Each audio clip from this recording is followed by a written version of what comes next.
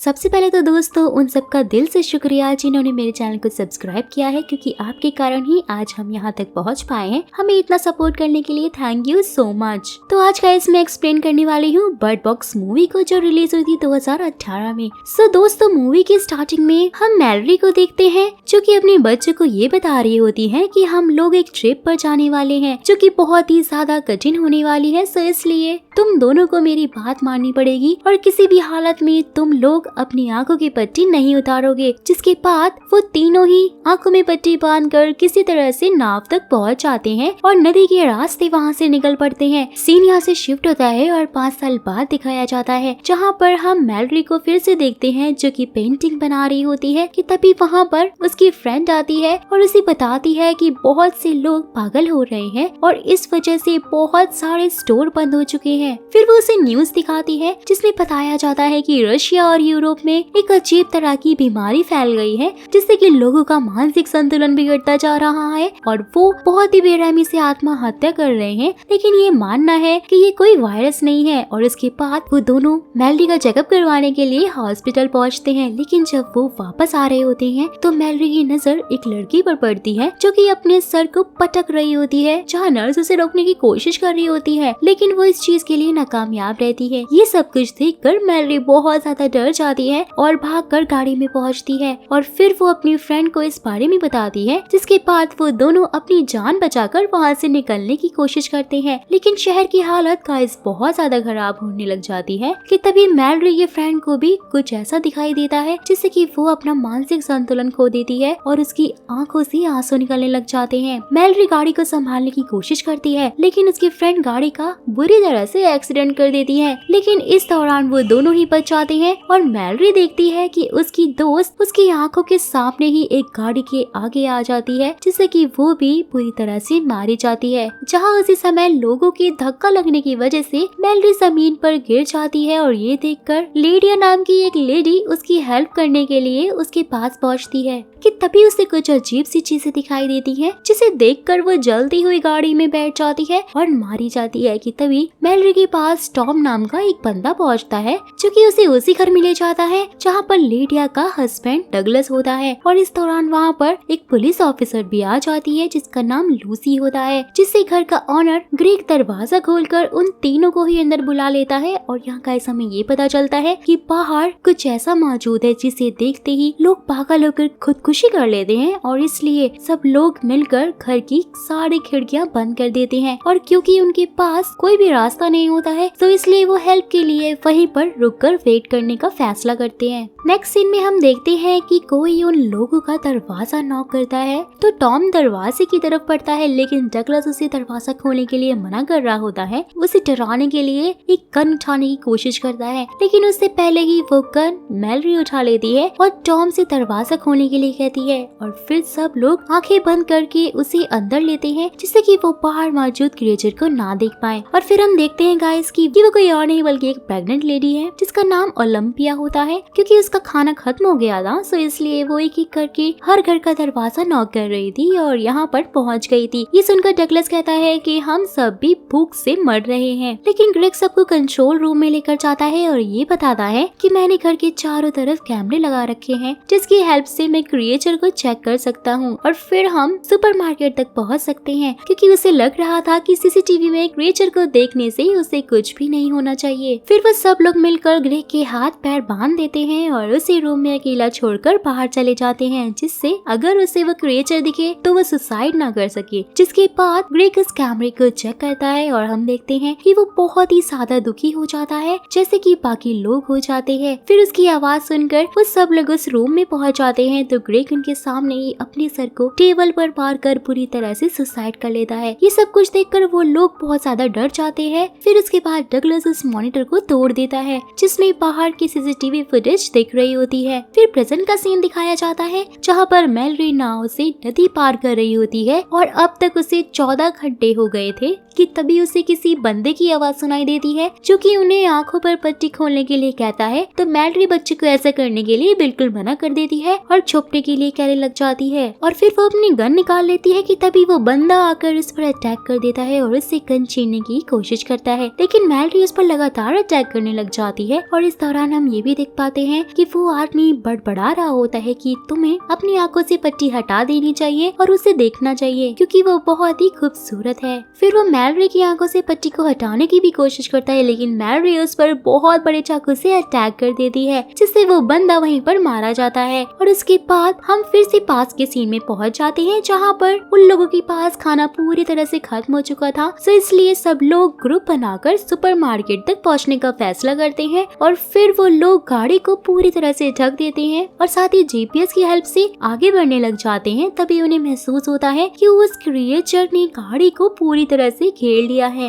लेकिन टॉम हार नहीं मानता है और गाड़ी को लेकर आगे बढ़ता है, जिससे वो सुपरमार्केट तक पहुंच जाते हैं, जहां पर वो लोग आंखों पर पट्टी बांधकर अंदर पहुंचते हैं। और क्योंकि चार्ली वहां पर काम करता था तो उसके पास चाबी भी थी, इसलिए वो लोग आसानी से अंदर पहुंच जाते हैं। फिर वो सब अपने काम की सारी चीजें इकट्ठा करने लग जाते हैं और इस दौरान मैलरी को एक पक्षी भी मिलता है, जिसे वो अपने साथ ले आती है। और तभी वहाँ पर कोई लॉर्डिंग डॉग का दरवाजा नॉक करने लग जाता है, तो उसकी आवाज सुनकर चार्ली बताता है कि ये मेरे साथ में काम करता है। लेकिन जैसे ही वो लोग दरवाजा खोलते हैं तो उन्हें महसूस होता है कि कुछ न कुछ तो अजीब हो रहा है, क्योंकि वो बहुत ही अजीब हरकतें कर रहा होता है। इसलिए चार्ली उसे धक्का देकर बाहर गिरा देता है, लेकिन इस दौरान वो भी बाहर चला जाता है, जहाँ पर वो बंदा चार्ली को बहुत ही बुरी तरह से मार देता है। ये सब कुछ देखकर वो लोग बहुत ज्यादा डर जाते हैं, इसलिए वो वहाँ से निकल जाते हैं। और फिर वो लोग वापस घर में पहुँच जाते हैं, तो उन्हें देखकर ओलंपिया बहुत ज्यादा खुश हो जाती है। फिर नेक्स्ट सीन में हम देखते हैं कि लूसी और फेलिक्स वहाँ पर रखी हुई उनकी गाड़ी चुराकर वहाँ से निकल जाते हैं, जिस बात से सब लोग बहुत ज्यादा परेशान हो जाते हैं। और फिर से सीन प्रेजेंट में शिफ्ट होता है, जहाँ पर मैलरी की बोट टकरा जाती है, जिससे कि उसके साथ मौजूद लड़का पानी में गिर जाता है और वो उसे पानी से बाहर निकाल लेती है। और लेकिन उसके साथ मौजूद खाने और कंबल का बैग भी पानी में गिर जाता है और वो बहकर दूर चला जाता है। और गीला होने की वजह से वो लड़का ठंड में बुरी तरह से कांपने लग जाता है, जहाँ मैलरी उसे अपनी जैकेट से ढक लेती है और उन लोगों को आवाज करने के लिए मना करने लग जाती है। और फिर वो कुछ गर्म कपड़े लेने के लिए नदी के किनारे मौजूद एक कैबिन में पहुंचती है, तो वहाँ पर उसे बहुत सारे गर्म कपड़े भी मिल जाते हैं। और फिर उन्हें लेकर जब वो वापस ही आ रही होती है तो क्रिएचर उसका पीछा करने की कोशिश करता है कि तभी उसी समय लड़की भी मैलरी की हेल्प करने के लिए उसकी तरफ बढ़ती है, क्योंकि उसे कुछ अजीब महसूस होता है। और इससे पहले कि वो क्रिएचर उस लड़की को नुकसान पहुंचा पाता, मैलरी उसे अपनी तरफ खींच लेती है और इस दौरान वो उस पर काफी गुस्सा भी होती है और कहती है कि अगर मुझे कुछ भी हो जाए तो तुम दोनों मुझे बचाने के लिए बिल्कुल भी कोशिश मत करना और खुद की जान बचाना, क्योंकि तुम्हारा बचना बहुत ज्यादा इम्पोर्टेंट है। और इसके बाद गाइस फिर से सीन पास में जाता है, जहाँ पर कोई दरवाजे को नॉक कर रहा होता है, तो ओलंपिया दरवाजे को खोल देती है, लेकिन मैलरी उसे ऐसा करते हुए देख लेती है, इसलिए वो अंदर आने वाले बंदे को शॉटगन से शूट करने की धमकी देने लग जाती है और टॉम को उसे चेक करने के लिए कहती है। तो वो आदमी बताता है कि मेरा नाम गैरी है। साथ ही साथ वो ये भी कहता है कि जब ये सारी चीजें शुरू हुई थी तब मैं ट्रेन में था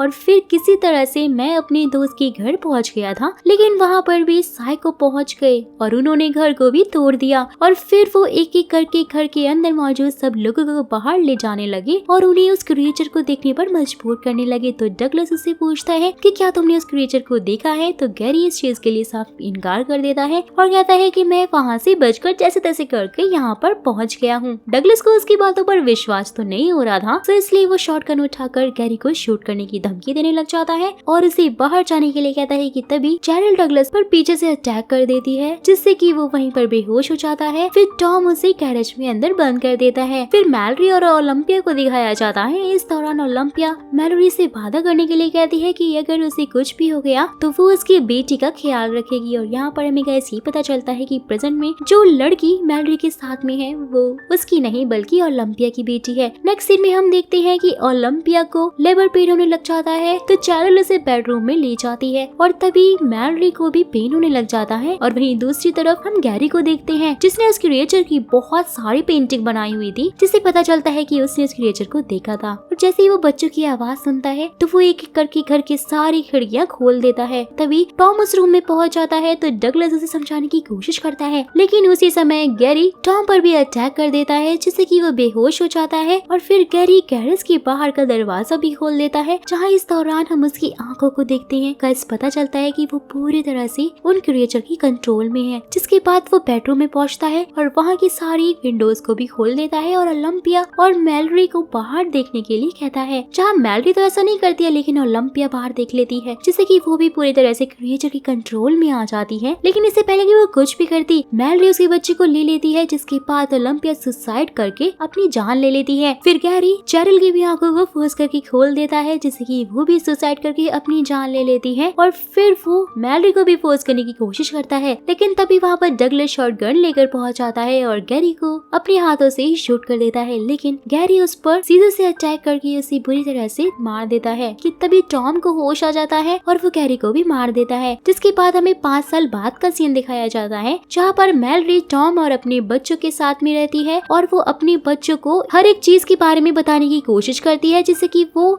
सरवाइव कर सके। फिर टॉम को एक दिन रिक नाम के एक आदमी का मैसेज मिलता है, जो कि उसे बताता है कि हमारे पास अभी भी एक ऐसी जगह है जहाँ पर बहुत सारे लोग सरवाइव कर रहे हैं और वो पूरी तरह से सेफ हैं। फिर जब रिक को टॉम की लोकेशन पता चलती है, तो वो उसे नदी के रास्ते से आने के लिए कहता है। साथ ही वो उसे ये भी कहता है कि जहाँ पर तुम्हें पक्षियों की आवाज सुनाई दे, तो तुम लोग समझ जाना कि तुम हम तक पहुँच गए। और उसके बाद हम देखते हैं कि मैरी को रिक की बातों पर बिल्कुल भी भरोसा नहीं होता है, क्योंकि उसे लग रहा था कि वो भी एक साइको है। लेकिन टॉम उसे समझाता है कि वो लोग एक घर में खाना लेने के लिए पहुंचते हैं, जिससे कि वो लोग वहां से निकल सके। कि तभी वहां पर कई सारे साइकोस आ जाते हैं, तो उन्हें देखकर टॉम मैरी से बच्चों के साथ वहां से निकलने के लिए कहता है और खुद अपनी आंखों में पट्टी बांधकर शॉटगन लेकर वहां बाहर निकलता है। लेकिन जब मैरी बच्चों के साथ में वहां से निकल रही होती है, तो वो लोग उसे देख लेते हैं, जिससे कि टॉम अपनी आंखों की पट्टी निकालकर एक एक करके उन सभी को शूट कर देता है। जहाँ इसी दौरान वो क्रिएचर को भी देख लेता है, तो इसलिए वो खुद को भी शूट कर लेता है। और उसके बाद मैलरी बच्चों से वहाँ से जाने के बारे में बात करती है। एंड गाइस यही वो सीन था जो कि हमने मूवी की स्टार्टिंग में देखा था। और फिर हम देखते हैं कि नदी का बहाव काफी ज्यादा तेज हो जाता है, जिसकी वजह से नाव पलट जाती है। लेकिन मैलरी बच्चों के साथ किनारे तक पहुँच ही जाती है, जहाँ वो देखती है कि वो सब पूरी तरह से सेफ है। और इस दौरान उन्हें चिड़ियों के चहचहाने की आवाजें भी आने लग जाती है, जिसे फॉलो करते हुए वो लोग आगे बढ़ते हैं। लेकिन तभी मैलरी को ठोकर लग जाती है, जिससे कि वो गिर जाती है और बच्चों से अलग हो जाती है। और क्योंकि उसे चोट लग गई थी, तो इसलिए वो बेहोश भी हो जाती है। फिर जैसे ही उसे होश आता है, तो बच्चों को आवाज वो लगाती है और किसी तरह से वापस उन्हें बुला लेती है और आंखों की पट्टी खोलने के लिए भी मना करती है। जिसके बाद वो किसी तरह से बचते हुए उस जगह पर पहुंच जाती है और दरवाजा नॉक करके अपना नाम बताती है। इस दौरान हम ये भी देखते हैं कि वो क्रिएचर उनकी तरफ बढ़ रहा होता है कि तभी दरवाजा खुलता है और फिर अंदर मौजूद लोग एक एक करके बच्चों और मैलरी की आंखों चेक करते हैं, जिससे कि ये कंफर्म हो जाता है कि वो साइको नहीं है। और फिर जब मैलरी अपनी आंखों की पट्टी हटाती है, तो देखती है कि वो जगह पहले एक ब्लाइंड स्कूल हुआ करती थी और रिक वहाँ का प्रोफेसर था। जहाँ इस दौरान वहाँ हम ये देख पाते हैं कि वहाँ पर बहुत सारे सर्वाइवर्स हैं, जिनमें से काफी लोग गंदे भी हैं। और क्योंकि वहाँ पर बहुत सारे पक्षी होते हैं, जिसे देखकर मैलरी अपने पक्षी को भी वहाँ पर छोड़ देती है। फिर तभी उसके पास डॉक्टर लेवन पहुँचती है, जो कि पहले उसकी डॉक्टर थी। और फिर जब वो मैलरी के बच्चों का नाम पूछती है, तो वो बच्चे अपना नाम लड़का और लड़की बताते हैं, क्योंकि मैलरी ने उनका कोई नाम ही नहीं रखा था। और फिर मैलरी लड़की का नाम ओलंपिया और लड़के का नाम टॉम रखती है। और गाइस यहीं पर इस ब्यूटीफुल मूवी का द एंड हो जाता है। और अब आप मुझे कमेंट करके जरूर बताइएगा कि आपको एक्सप्लेनेशन और साथ ही मेरा ये वीडियो कैसा लगा।